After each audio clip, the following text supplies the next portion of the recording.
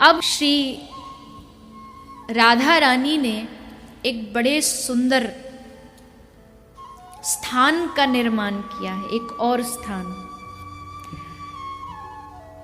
वैष्णव कहते हैं कि आजकल श्री राधा रानी को मोर कुटी में समय बिताना बड़ा प्यारा लग रहा है। आप सब कभी बरसाने जाएं, श्री जी महल जाएं, तो महल के आसपास बहुत सुंदर सुंदर स्थान हैं। मानगढ़, विलासगढ़, मयूर कुटी, श्री राधा बाग। तो मोर कुटी जो स्थान है, ये आजकल श्री जी सबसे अधिक वहीं पाई जाती हैं जब लीला हो रही थी। पता नहीं क्या उनको ऐसा लाड़ आया, और मोरों से तो श्री जी को वैसे भी खूब लाड़ है। और ऐसी भी कथा आई कि बहुत पहले सखियों के साथ श्री जी यहाँ आई थी, कोई मोर ना दिखा तो उदास हो गई कि मैं आई और कोई मयूर मुझे दिखाई नहीं दिया। उदास श्री जी को श्री श्याम सुंदर देख ना पाए और स्वयं मोर बन करके श्री जी के समक्ष प्रकट हो गए, और मोर बन के ऐसा नृत्य दिखाया कि उस दिन से श्री जी ने स्थान का नाम ही मोर कुटी रख दिया।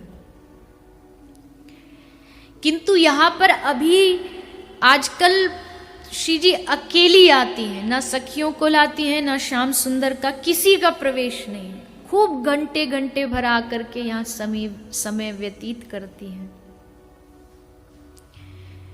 सबको लगता है, सखियों को लगता है कि ऐसा क्या है स्थान पर जो श्री जी किसी को लेके नहीं जाती। काश श्याम सुंदर सोचते एक दिन हमें भी अवसर मिल जाए यहाँ जाने का। और आज करुणामयी ने अपने करुणा के द्वार खोल दिए, आदेश दे दिया कि आज इस कुंज में सब मेरे साथ चलेंगे। श्याम सुंदर भी, सखियां भी, सखी सहचरी सब मेरे साथ चलेंगे। आहा, आज तो आनंद की सीमा ना रही। चलो चलो देख के आते हैं कैसा कुंज है। इसको तो श्री जी ने अपने हाथों से सजाया है। सब आनंदित उल्लसित होते हुए पहुंच गए मयूर कुटी। मोर कुटी में कुंज में प्रवेश किया तो वहां की सुगंध सबके हृदय को आकर्षित करती है। सरोवर जिसमें रंग बिरंगे कमल खिले हुए हैं, सुगंधित वायु बह रही है, चारों ओर कोयलों की कलरव सुनाई दे रही है। शुक और सारी चारों ओर वृक्षों की टहनियों पर बैठे उछल रहे हैं। आज श्यामा श्याम दोनों पधारे हैं।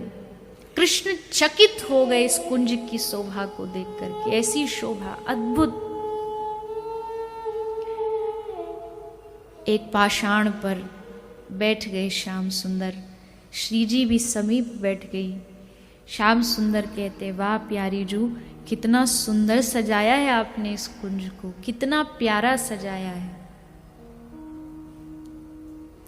श्री जी कहती है, हे श्याम सुंदर, आपकी आज्ञा हो तो आपको एक चीज दिखाऊं?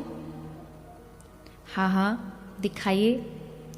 जैसे कहा श्याम सुंदर ने, तुरंत श्री जी ने जोर से ताली बजाई और जोर जोर से आवाज लगाने लगी, श्री राधा श्री राधा श्री राधा श्री राधा। जैसे श्री जी ने कहा श्री राधा, तुरंत मोरों का एक झुंड भागता हुआ दौड़ता हुआ श्याम सुंदर के चारों ओर आकर के खड़ा हो गया। और वो मोर भी अपने मुख से बोलने लगे, श्री राधा श्री राधा श्री राधा। फिर श्री जी ने आवाज लगाई, श्री राधा श्री राधा श्री राधा। कुंज में जितने शुक थे सब जोर जोर से बोलने लगे, श्री राधा श्री राधा श्री राधा। कोयल, हिरन सब एकत्रित हो गए। चारों ओर श्याम सुंदर और श्री श्यामा जी को घेरे हुए पूरा आज कुंज गूंज उठा एक नाम से, श्री राधा श्री राधा श्री राधा। ये सुन सुन करके जब चारों ओर पक्षियों के मुख से भी ये आवाज गूंजी तो कृष्ण का शरीर रोमांचित हो गया। नेत्रों से अश्रु की धार बह चली श्याम सुंदर के। ये अद्भुत दृश्य आज इस मयूर कुटी पर प्रकट हो गया। कुछ समय आनंद लेने के बाद श्याम सुंदर ने कहा, हे प्यारी जू, अब मेरे जाने का समय हो गया है, अब मुझे नंदगांव जाना है। श्याम सुंदर अपनी वेणु उठा करके नंदगांव चले गए, किंतु पीछे से आज सखियों के मन में कुछ संशय हो रहा है। श्री राधा रानी समझ गई कि सखियां आज मुझसे प्रसन्न नहीं हैं, इनको कुछ संदेह है मेरे ऊपर। तो श्री जी ने कहा, क्या क्या इच्छा है तुम्हारी? कुछ मन में प्रश्न है? हाँ, क्षमा करना है श्री राधे, अगर हम कुछ भूल कर बैठे हों, पर आज एक बात बड़ी अजीब लगी। क्या? सखियां कहती हैं, हे श्री राधा, प्रेम तो समर्पण का नाम होता है, प्रेम समर्पण को कहते हैं। जहां प्रेम होता है वहां अपना मैं गौण हो जाता है और बस प्रियतम रहता है, ऐसा हमने सुना है। पर आज आप कुछ अजीब ही कर रही थी। आपको श्याम सुंदर का नाम लेने में रस आता है और आज आप अपना खुद का नाम ले रही थी और सब इन पक्षियों से भी आप अपना ही नाम रटवा रही थी। ऐसा क्यों?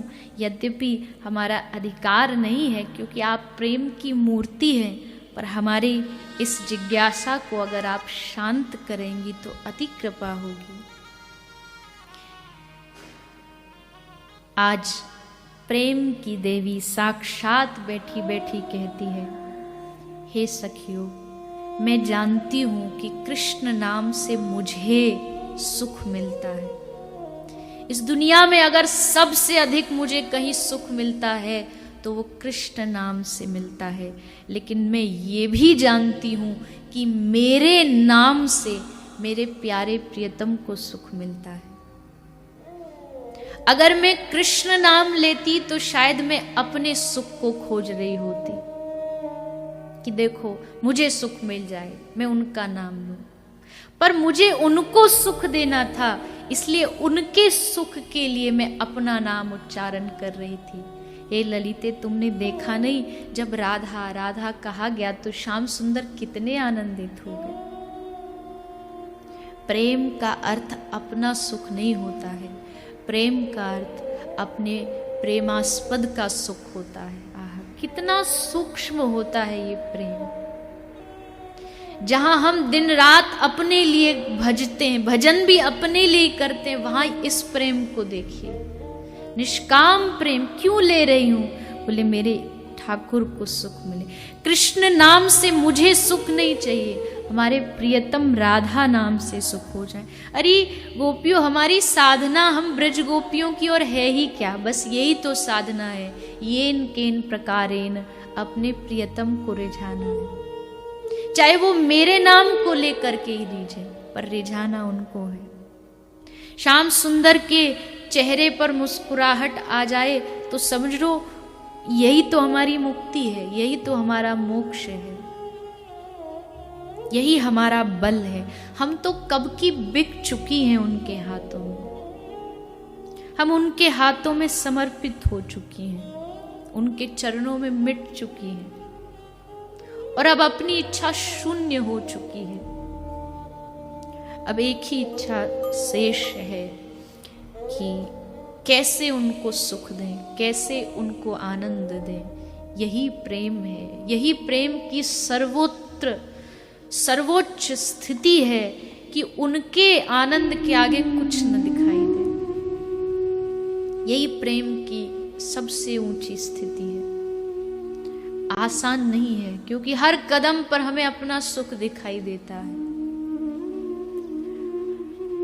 उनके दर्शन भी इसलिए करते हैं क्योंकि हमें सुख प्राप्त हो जाए, भजन भी इसलिए करते हैं कि हमें सुख प्राप्त हो जाए, हमें आनंद मिले उनका नाम लेने में। पर भजन करते करते, प्रेम एक स्तर पर ऐसा भी बढ़ जाता है जहां केवल और केवल उनके आनंद के लिए ही उनका नाम लिया जाए। आज श्री जी ने ऐसा रहस्य ब्रज गोपियों के सामने उद्घाटित किया कि ब्रज गोपियां आनंदित हो गई, जय जयकार करने लगी। वाह वाह श्री जी आपकी जय हो, आपके प्रेम की जय हो, आपके स्वभाव, आपके हृदय की जय हो, जहां अपना सुख तो आप भूल ही गए। ऐसी प्रेममयी श्री किशोरी जो